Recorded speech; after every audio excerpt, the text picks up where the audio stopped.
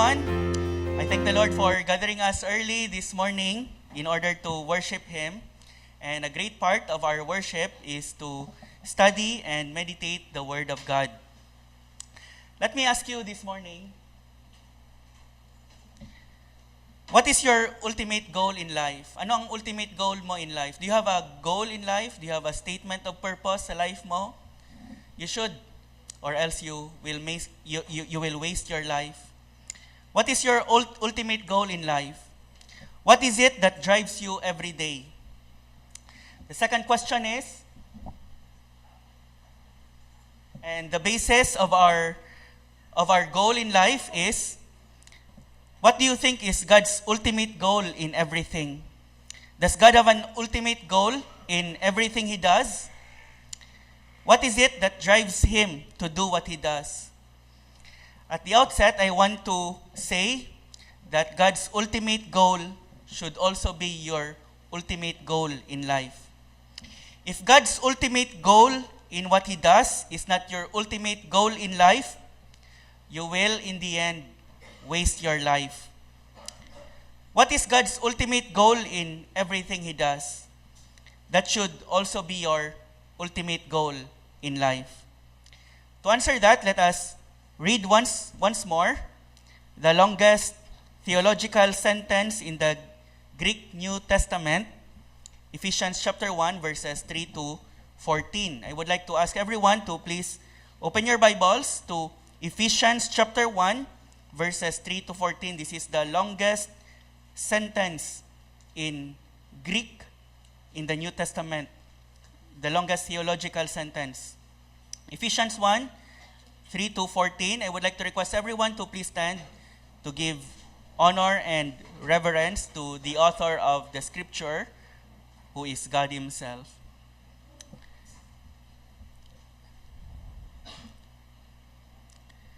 Ephesians 1, 3 to 14. Blessed be the God and Father of our Lord Jesus Christ, who has blessed us in Christ with every spiritual blessing in the heavenly places, even as He chose us in Him before the foundation of the world, that we should be holy and blameless before Him. In love, He predestined us for adoption as sons through Jesus Christ, according to the purpose of His will. And this is one of our passage this morning, the passage I want to highlight, to the praise of His glorious grace, with which He has blessed us in the Beloved. In Him we have redemption through His blood, the forgiveness of our trespasses, according to the riches of His grace, which He lavished upon us in all wisdom and insight, making known to us the mystery of His will, according to His purpose, which He set forth in Christ, as a plan for the fullness of time, to unite all things in Him, things in heaven and things on earth.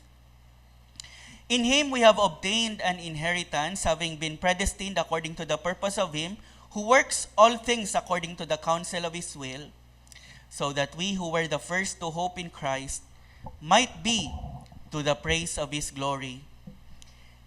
That is the second phrase, to the praise of His glory. In Him you also, when you heard the word of truth, the gospel of your salvation, and believed in Him, were sealed with the promised Holy Spirit, who is the guarantee of our inheritance until we acquire possession of it, and again, to the praise of His glory. Brothers and sisters, this is the word of the Lord. Let us pray. Lord, we thank You for doing everything for the praise of Your glory.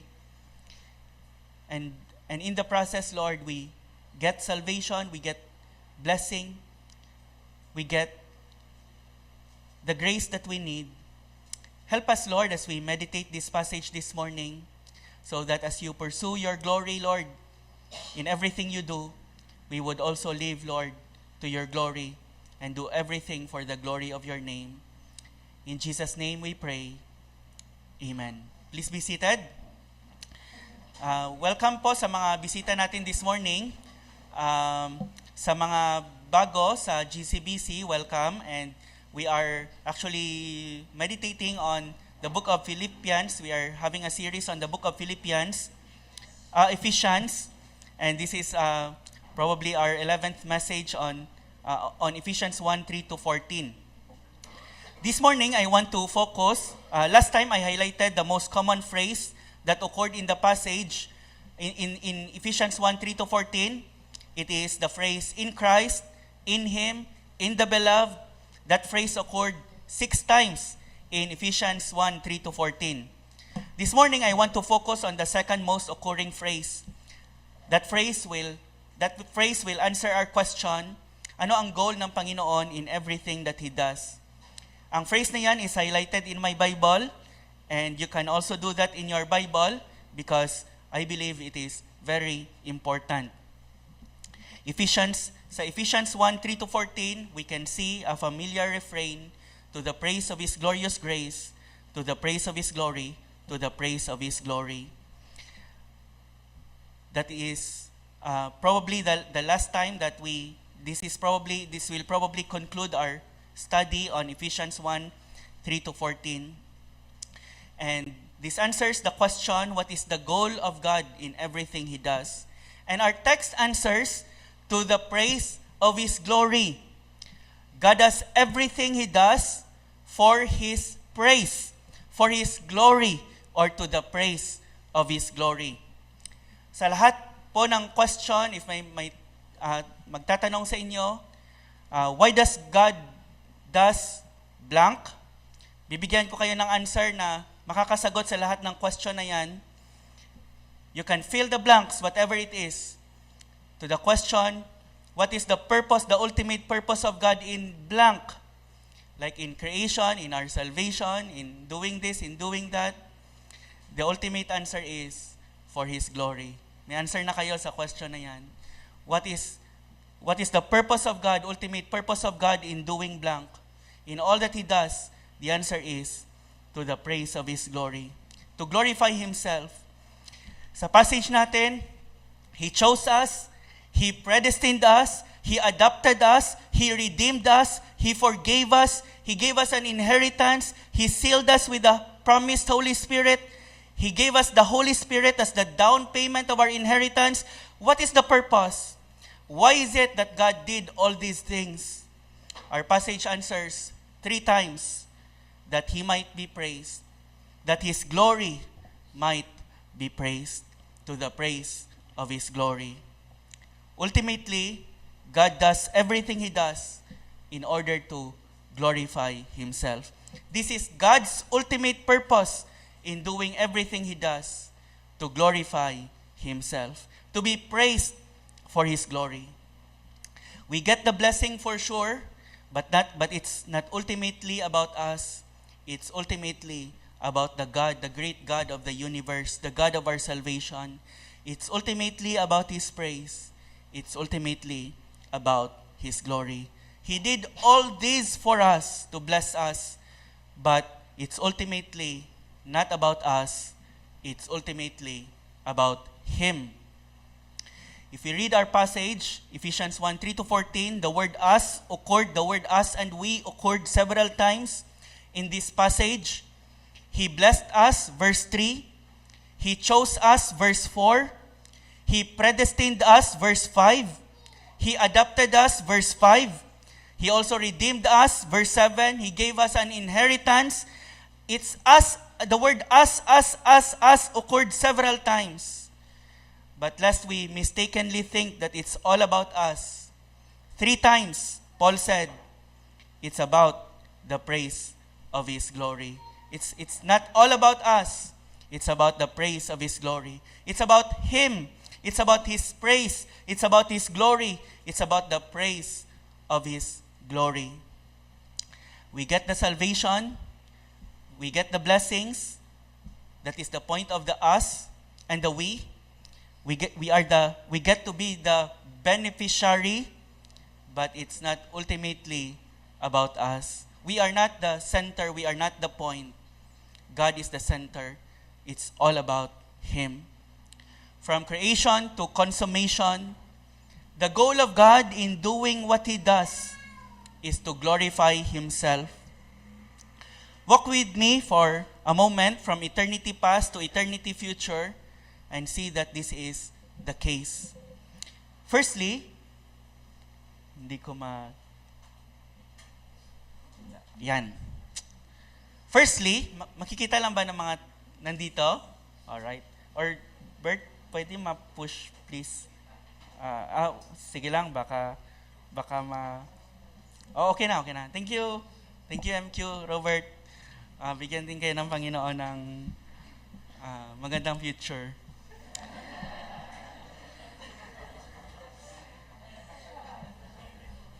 Firstly, God chose and predestined us for His glory.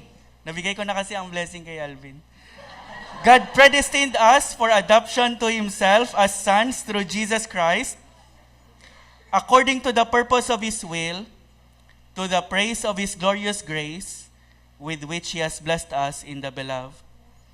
Why did God, from before the foundation of the world, chose a people to be holy and predestined those people to be adopted into His family, so that the glory of His grace might be praised, to the praise of the glory of His grace. Secondly, why did God create the universe? Bakit ginawa ng Panginoon ang universe?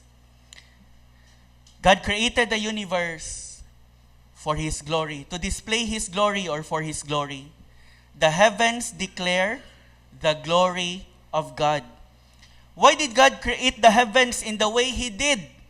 With more than 2 trillion galaxies and trillions upon trillions of stars. If it's about us, sana Earth lang, and then probably the solar system, but ginawa ng Panginoon ang universe in such a way that His glory might be declared.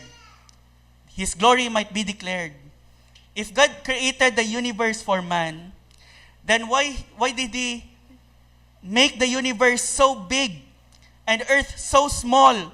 It is but a tiny speck of dust in God's universe. Sabi ng isang person, if it's all for man, then it's a waste of space. Napakalaking waste ng real estate. Imagine making a universe so big and tayo napakaliit lang. Hindi nga tayo makikita when we look at the universe. When we look at the galaxies, hindi nga makikita ang Earth. May mga stars sa universe so grand and glorious. May mga planets in the universe na very stunning in their beauty, but which no human eye will ever see. Why? They were not created for man. They were created to display the glory of their Maker. For those with eyes to see and ears to hear, the heavens shout every day. What do they shout? God is glorious. God is glorious. God is glorious. The heavens declare the glory of God. God created the universe for His glory. God not only created the universe for His glory, but thirdly, God created us, man, for His glory. The Bible says, God said in Isaiah, I will say to the north, give up, and to the south, do not withhold. Bring my sons from afar and my daughters from the end of the earth, everyone who is called by my name, whom I created for my glory. What is true of Israel is true of us. God created us for His glory. What does it mean that God created us for His glory? It does not mean that we increase His glory because He is already infinitely glorious. It means rather, like the creation, we live in order to display His glory in our lives. We live in such a way that your classmate would see, that your office mates would see, that God is great in His mercy, in His beauty, in His glory. He is great. By the way we live, we show that He is glorious. That is how we glorify God. It means we make Him look great with our lives. That is your purpose on planet Earth. Why are you on planet Earth? Para mag-asawa lang ba? And magkaanak, magkaapo, and mamatay? Your purpose in planet Earth is more than that. It is to display His glory with our lives. Si Clinton and si Wendy magpapakasal mamaya, but that is not their ultimate goal. It's so that through their marriage, they would display the glory of God, and that is true for every aspect of their lives. Of all the peoples in the world, why did God choose Israel? God chose Israel for His glory. For as the loincloth clings to the waist of a man, so I made the whole house of Israel and the whole house of Judah cling to me, declares the Lord, that they might be for me a people, a name, a praise, and a glory. This is the purpose why God chose Israel. This is the purpose why God chose you, that you might be for Him a people, a name, a praise, a glory. This is one of the reasons which I believe God is not yet done with Israel. They were a people chosen for His name, for His praise, for His glory. And why did God send His Son into the world? Why did God send Jesus Christ into the world? And the most common answer, and probably you would also say, to save us. And that is true. Jesus Christ came into the world to save sinners. But that reason is penultimate. That is not the ultimate reason for why God sent Jesus Christ into the world. He sent His Son into the world for His glory. Christ became a servant to the circumcised to show God's truthfulness in order to confirm the promises given to the patriarchs and in order that the Gentiles like you and me, might glorify God for His mercy. The first reason for why Jesus Christ came is in order to show that God is trustworthy. When He makes a promise, it's as good as done. You can trust Him. He will fulfill it. You can be sure of it. And secondly, in order that Gentiles like you and me will glorify Him for His mercy. Are you doing that in your life? You are glorifying God for His mercy because He sent His Son in order to suffer and die for your sins, that the Gentiles might glorify Him for His mercy. And why did Jesus go to the cross and bear its agony and shame? Again, the common answer is to save us. That is true, that is gloriously true. But again, we are not the ultimate reason. The ultimate reason is for the glory of God, to glorify God. Jesus went to the cross for God's glory. Even more, why does Jesus go to the cross? Jesus said, "Now is my soul troubled, and what shall I say? Father, save me from this hour. But for this purpose I have come to this hour.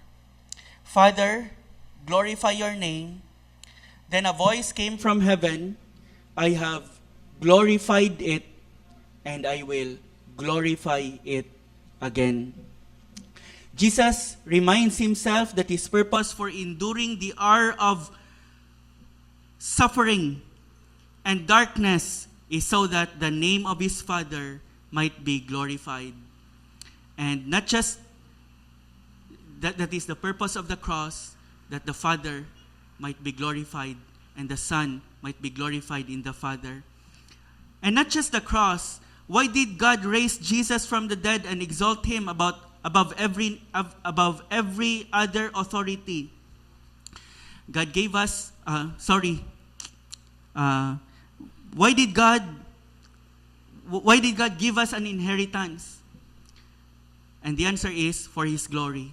In Him we have obtained an inheritance, having been predestined according to the purpose of Him who works all things according to the counsel of His will, so that we who were the first to hope in Christ might be to the praise of His glory.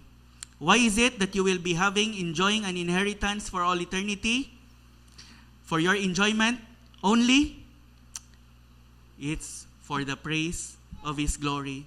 That as you enjoy your inheritance, you might praise Him for the glory of His grace.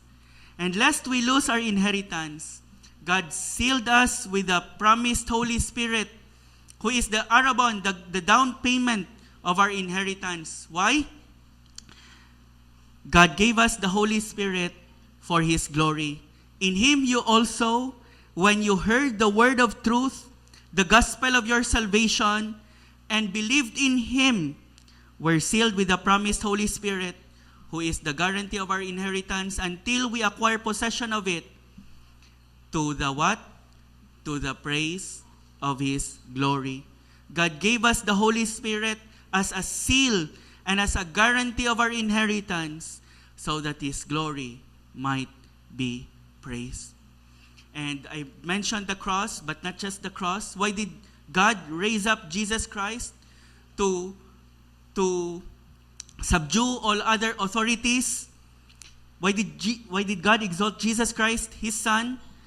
It is for His glory. God will fully exalt Jesus for His glory.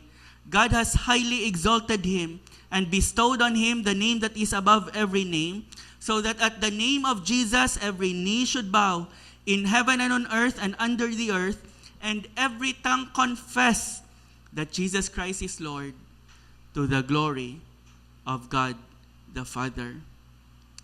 The reason why God will exalt Jesus, and you can count on it, Jesus is not yet exalted as He should be in your workplace, in your classroom, in our country, in the world, but you can count on it because the glory of God is at stake. One day, every knee will bow, including your knee, including the knee of your office mates, including the knee of your boss, including the knee of every Olympian, the knee of every world ruler. How can you be sure? Because God will not fail to glorify Himself, and every knee will bow before Jesus Christ to the glory of God the Father. And what about Jesus Christ's return? Why is Christ coming back to judge His enemies and to deliver His saints? Jesus will come again for His glory. He will come again to deliver us, but that is not the ultimate reason. He will come again to be glorified. They will suffer the punishment of eternal destruction away from the presence of the Lord and from the glory of His might, when He comes on that day to be glorified in His saints and to be marveled at among all who have believed. In order to be glorified in His saints and to be marveled at among all who have believed. For sure, He will destroy His enemies. For sure, He will grant deliverance to every suffering saint. But that is not the ultimate reason. So that all His saints might marvel at His beauty, at His glory. And as they marvel, as they adore Him, as they praise Him, God will get the glory to the praise of His glory, of the glory of His grace. 10 verses, but we can go on and on and on, so that one truth remain clear from Genesis to Revelation, from before creation to consummation. God does everything He does for His own glory. God has one great aim, one ultimate purpose, and that is to glorify Himself.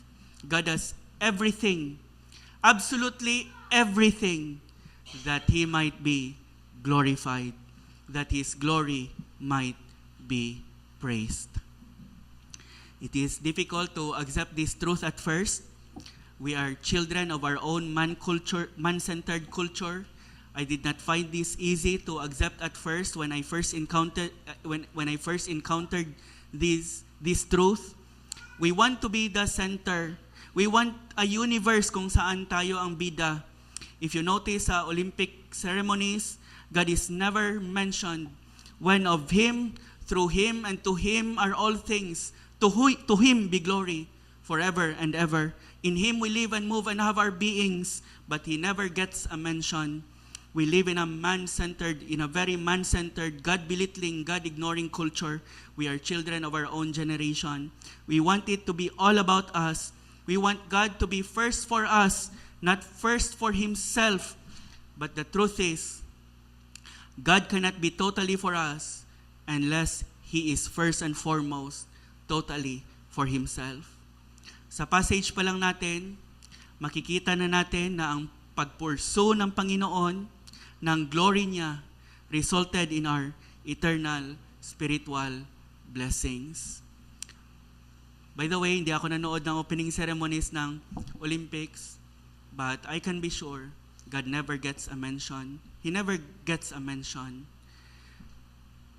Sa passage pala natin, makikita natin na ang pagpursu ng Panginoon ng glory niya results in our eternal spiritual blessings. According to John Piper, for some, this truth sort of hits them like a truck, sabi niya. But he said, this truck is laden with fruit, and if you survive the impact, you will eat well for a long time to come. Parang truck daw ito, indeed, more than a 10-wheeler. If it hurts when you are hit, you might get hospitalized, but it's laden with fruit. If you survive the impact, you will eat and be satisfied for a long, long time to come. This truth is actually good news for sinners like us. And I would like to give 3 reasons for why this is good news for us sinners, that it's all about God. Why is God's passion for His glory good news for us? And my first answer is God's glory, because God's glory is the glory of His grace. God's glory is the glory of His grace. And so when God pursues His glory, He is at the same time pursuing His grace to sinners like us, to the praise of the glory of His grace. Grace means God's undeserved favor to those who deserve His wrath. Our passage says, He chose us when we have done nothing good to please Him, because He chose us when? Before the foundation of the world. And we call that grace. In fact, it is in speaking of God's choosing us before the foundation of the world na may little difference sa phrase, sa refrain ni Apostle Paul, to the praise of the glory of His grace, sa verse 6, after He chose us before the foundation of the world. While sa other verses, it's only to the praise of His glory. What is the reason? For me, it's because probably His choosing us started it all. And He did it in such a way na wala tayong ambag or else we share His glory. Kung may inambag tayo, pinili tayo ng Panginoon dahil ang cute natin, we get to share part of the glory. But He chose us nung hindi pa tayo pinanganak. He chose us before the foundation of the world. His choosing of us really emphasized His grace because it was before the foundation of the world. It's not because nakyutan ang Panginoon sa atin na pinili niya tayo. It's not because napasaya natin ang Panginoon na pinili niya tayo. His choosing is unconditional. In fact, He chose us even though He knew na hindi tayo magiging cute, magiging pasakit tayo sa Kanya, magiging pasaway tayo sa Kanya, magiging rebelde tayo sa Kanya. Alam na yan ang Panginoon. He had every sin we will commit in mind, and yet He chose us. Before we were created, before we even existed, before we have done either good or bad, God has already set His favor upon us. And it's undeserved favor dahil hindi ito response sa mga merits natin. Puro demerits actually ang makikita ng Panginoon when He looks into the future. Wala pa tayong may na-perform na ikakatuwa niya. Hindi pa tayo na ipanganak. He already chose us before the foundation of the world, and it's all of grace. That is why when Apostle Paul mentioned the doctrine of election, he concluded to the praise of the glory of His grace, because it is all of grace. Not only has God chosen us, our passage says, He predestined us for adoption as sons and daughters. Hindi tayo mga cute na orphans when God adopted us. We were juvenile delinquents who incurred His disfavor, and that is grace. Our passage says, He redeemed us, forgave us when we have rebelled against Him. That's grace. Our passage says, He gave us an astounding inheritance despite na wala naman tayong dinideserve talaga. Not only that we deserve His wrath, that makes it more of grace. It's all of grace that makes it that makes it all the more of grace. It's all of grace, and the glory that God wants to be praised is the glory, praise God, not of His wrath, not of His justice, but the glory of His grace. The glory of His grace. If God wants the glory of His wrath or His justice to be praised, we would all be in hell. But we praise God that He wants the glory of His grace to be praised for hell-bound sinners like us. It's like a rich man na gusto niyang mag-show off ng kanyang riches, not by buying many things, not by wearing mga mamahaling clothing, but by giving and giving and giving to all eternity. It's not selfish because it results in Him giving us grace upon grace upon grace. Out of His fullness, we have all received grace upon grace. Why is it that God will lavish His grace upon us for all eternity? It is because God wants to display the glory of His grace. So that's my first reason why it's good news, why it's not selfish for God to do everything for His glory, because the glory that He pursues is the glory of His grace. In doing everything for His glory, God simply gets what He deserves, His glory. He gets the glory due unto Him, while we get the grace we need for ourselves. He gets the glory due unto Him, the glory that He deserves, and grace, and we get the grace that we need for our lives, for ourselves. Glory is what God deserves, and grace is what we desperately need. It's not selfish for God to do everything for His glory. In fact, we have already seen God's passion for His glory resulted in the cross. God wants to display His glory. That is why my cross, the glory of His grace. In the cross, the glory of God shined brightest. The glory of His love and righteousness, the glory of His mercy and justice, the glory of His grace and holiness, it's all displayed brightly at the cross. God wants to glorify Himself. That is why my cross. Before Jesus died, nagpray si Jesus Christ sa kanyang high priestly prayer in John chapter 17 verse 1. This is a conversation between God the Son and God the Father. And we get to eavesdrop in that conversation. What do we hear? John chapter 17 verse 1. Father, the hour has come.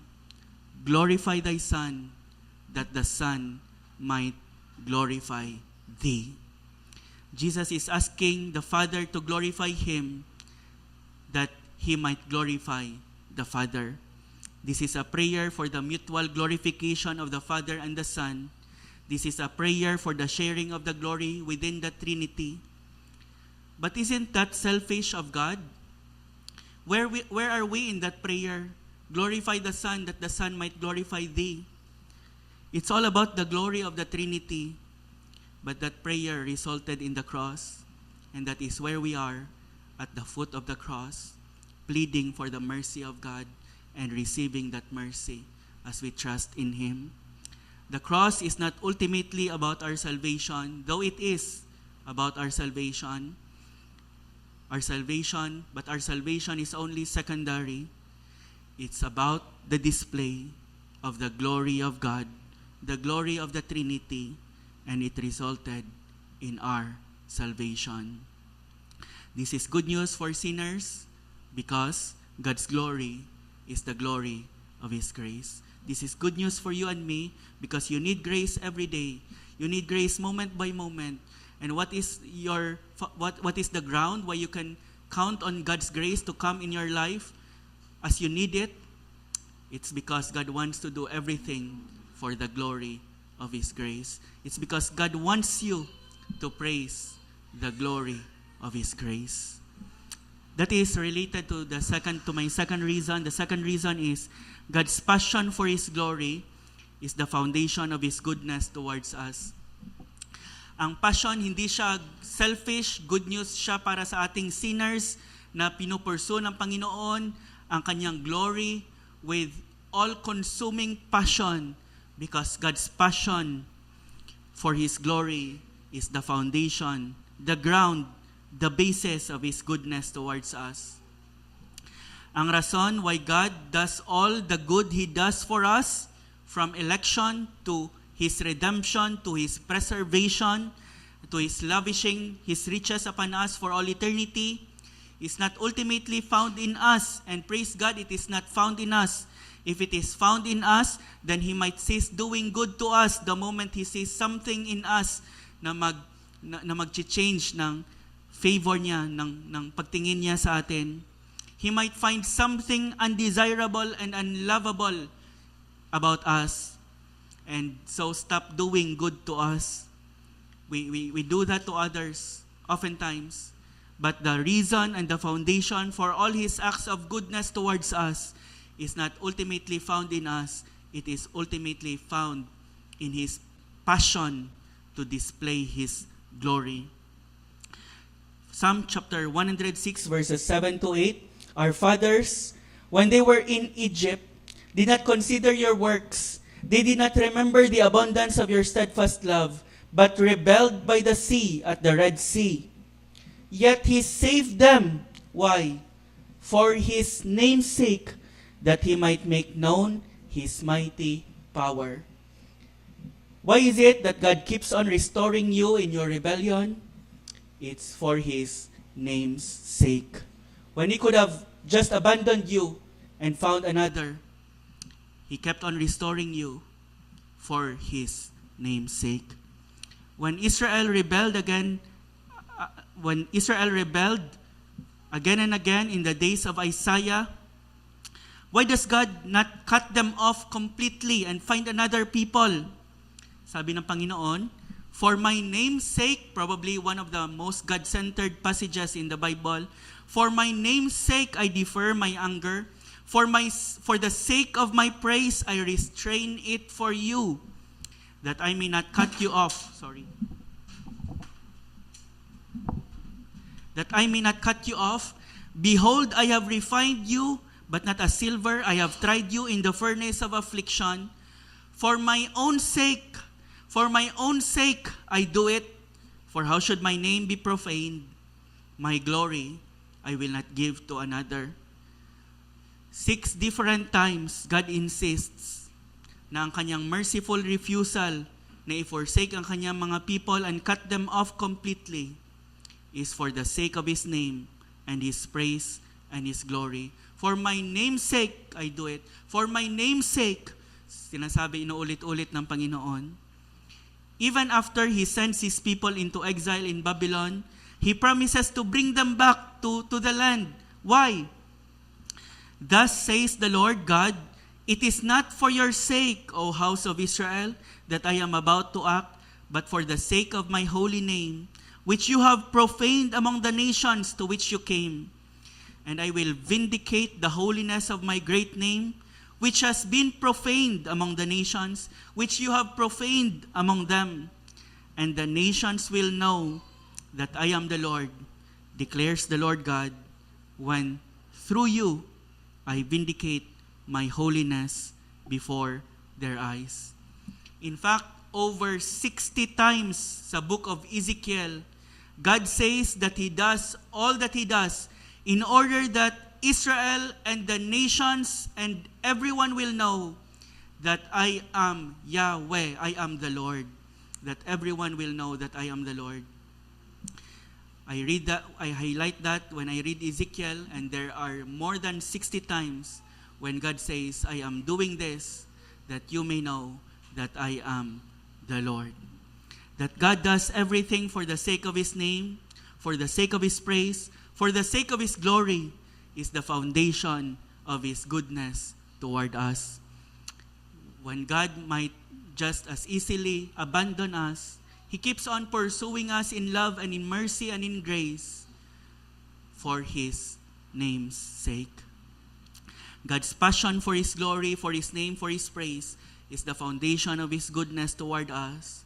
That is why, even if you have many sins you can still come to God and pray, and the psalmist knows how to pray, and he teaches us how to pray. If we have great sins and we come before a holy God, what do we pray?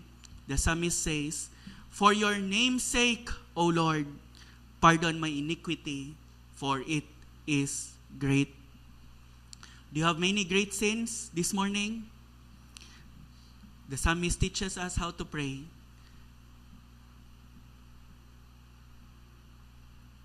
Do not come to God for the sake of your name. Do not come to God for the sake of your works. Do not come to God for the sake of your religiosity. Come to God for the sake of His name. For your name's sake, O Lord, pardon my iniquity, for it is great. I am writing to you, little children, because your sins are forgiven for His name's sake. I am He who blots out your transgressions. Why? For my own sake, and I will not remember your sins. Sabi ni Charles Spurgeon, when we pray like lawyers. We pray, we enter the courtroom and say, "Judge, my son dishonors you. He continually dishonors you. For your name's sake, fix him. For your name's sake, fix him." That is, sabi ni Spurgeon, how we should pray. That is how the psalmist pray. For your name's sake, pardon my iniquity, for it is great. God's passion for His glory is the foundation of His goodness toward us. Thirdly, why is it good news for us, for sinners like us, that God pursues with infinite passion, with infinite might, His glory? Firstly, God's glory is the glory of His grace. Secondly, it's good news because God's passion for His glory is the foundation of His goodness toward us. And thirdly, this is the last, because it is God's glory that it is God's glory that will ultimately satisfy us. It is the glory of God that will ultimately satisfy us. When He comes on that day to be glorified in His saints and to be marveled at among all who have believed, because our testimony to you was believed. To be marveled at among all who have believed. That is how God gets the glory. When He comes in His beauty, in His splendor, no longer as a suffering servant, no longer as a helpless child, He will come in His glory, in His splendor. He will glorify Himself as His saints marvel at His glory and praise Him for His beauty and for His glory. That is how God will get the glory. What do we do when we are shown something so marvelous, so excellent, so beautiful, so admirable? What do? We praise it. Do we praise God because sinasabihan tayo na mag-praise tayo sa Panginoon kahit na walang feeling sa hearts natin? We sing, "Praise the Lord, praise the Lord." Kahit na walang feeling sa hearts natin, kasi yan ang dapat gawin natin as Christians every Sunday. We praise the Lord. God is not honored with such a praise.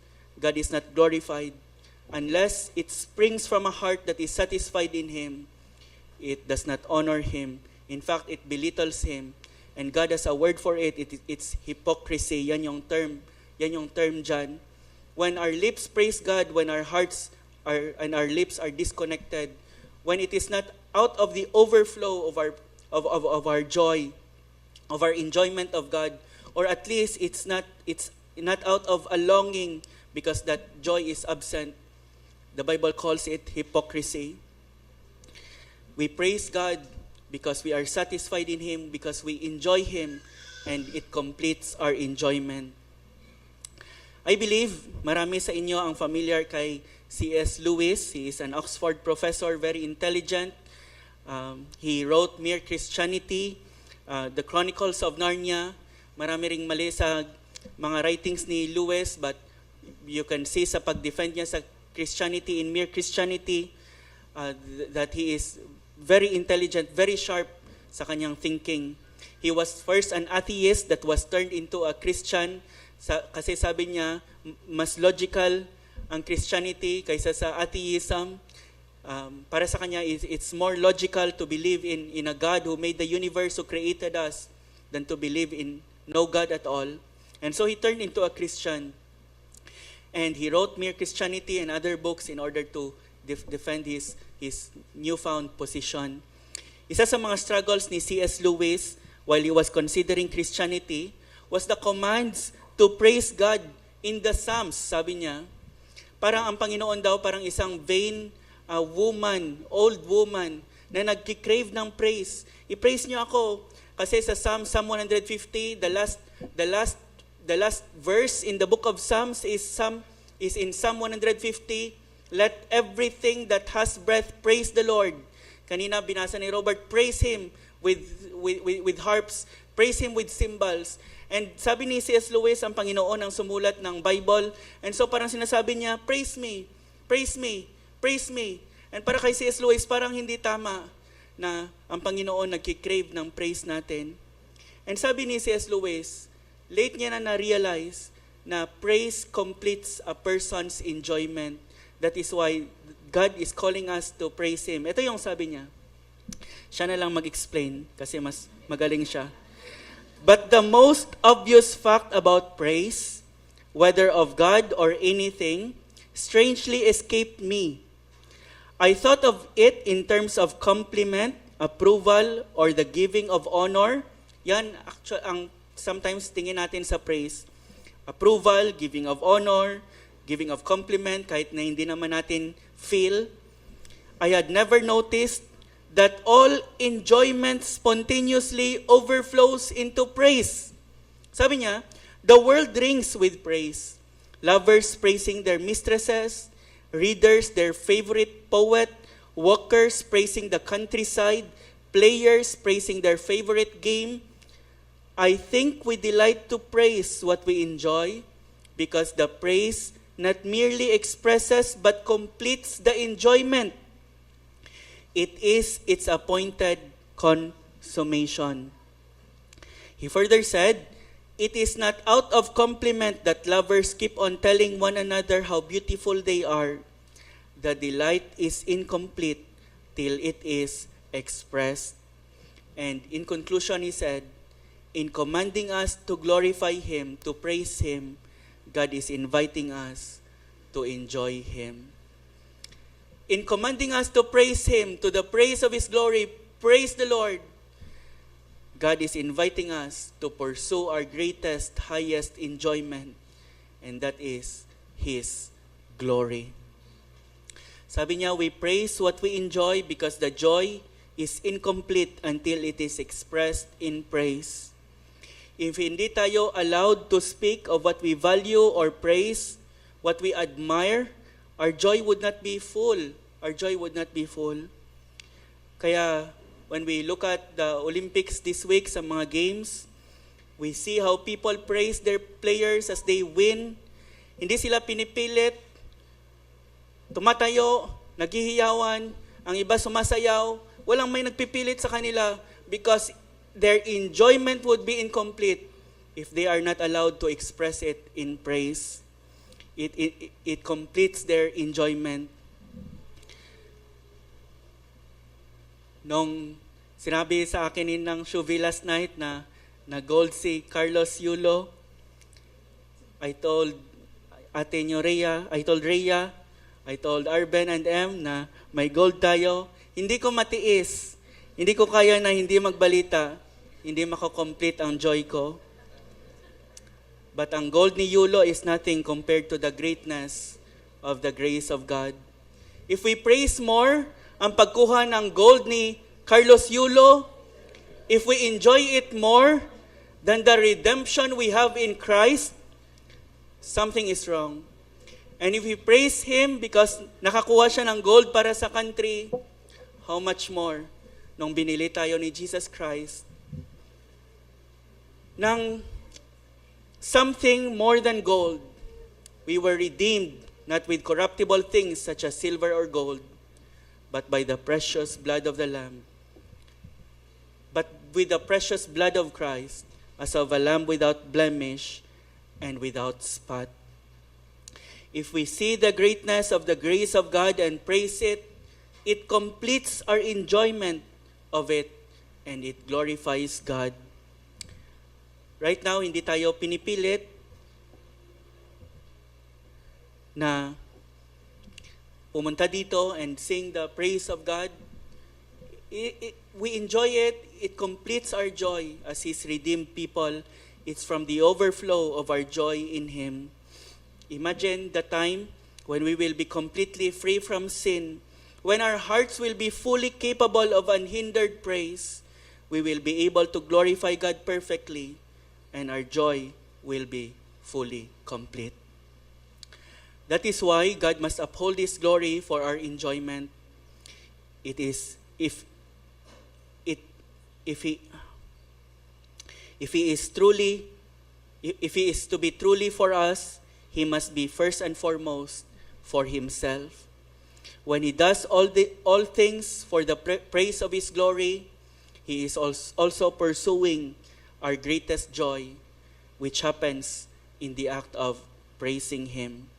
In commanding us to praise Him, to glorify Him, God is inviting us to enjoy Him. God's pursuit of praise from us and our pursuit of pleasure in Him are the same pursuit, according to John Piper.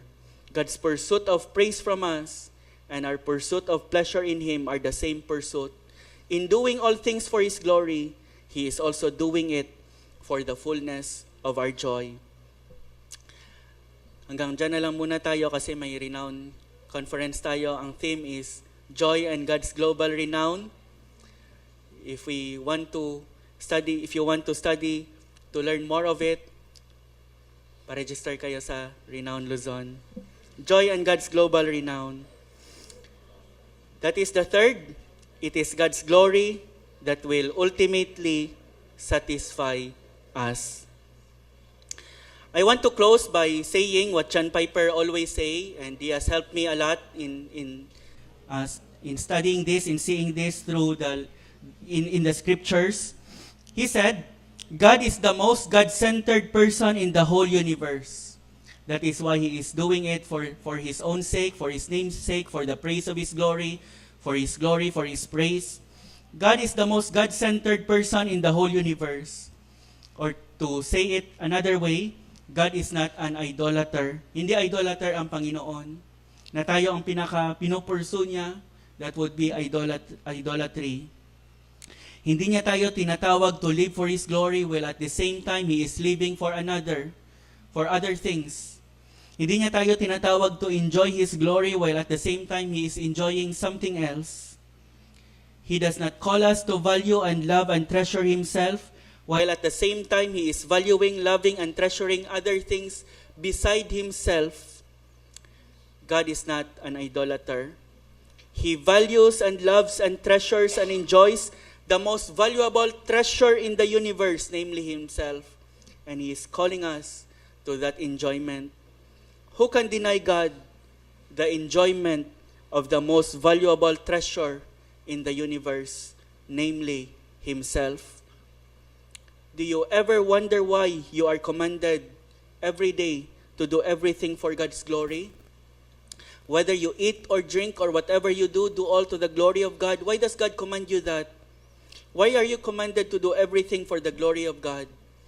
The ultimate reason is because God also does everything for His glory. There is nothing that He does which is not for His glory. God is only commanding us what He is also doing in all eternity, enjoying His glory. God is commanding us to pursue our greatest, highest, and most enduring joy in commanding us to praise Him, joy in His glory, joy in the glory of His grace, and that happens in praise. I want to say what I said at the outset, that God's ultimate goal should also be your ultimate goal in life. What is God's goal in everything?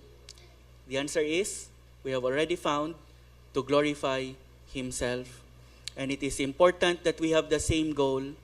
Not to have the same goal is to end your life empty. It is to waste your life and forever miss the infinite joy that comes in praising Him. Whether therefore you eat or drink, or whatever you do all for the glory of God, because God does the same. And He had been enjoying it for all eternity past, and He created us not because He needs us. He created us because He wants us to get in on the pleasure, in the joy of glorifying Himself. And that happens when we live a life of praise. Not just every Sunday, but when we are so satisfied in God, we enter the office and our hearts are just overflowing with praise.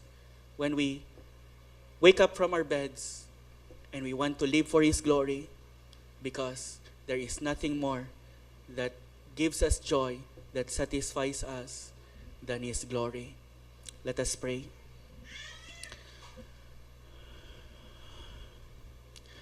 Lord, we thank You that though You are self-centered, You are God-centered, You are not selfish,